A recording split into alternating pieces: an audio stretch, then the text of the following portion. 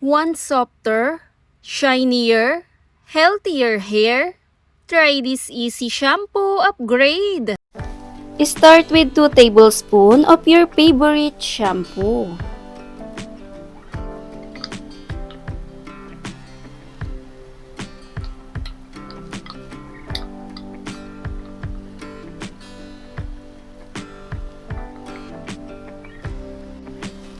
Add 2 tablespoons of fresh coconut milk.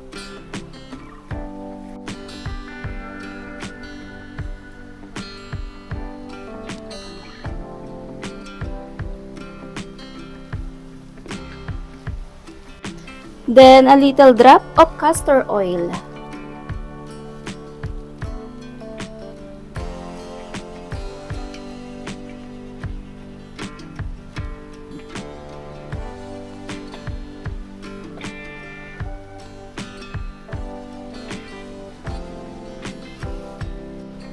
Mix everything well and your nourishing hair treatment shampoo is ready.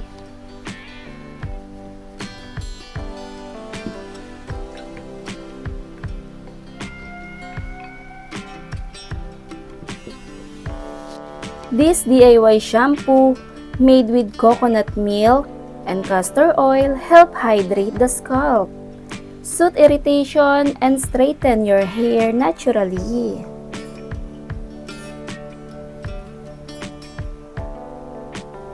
Coconut milk gently cleans while delivering nourishing fatty acid that help moisturize dry, flaky scalp conditioning.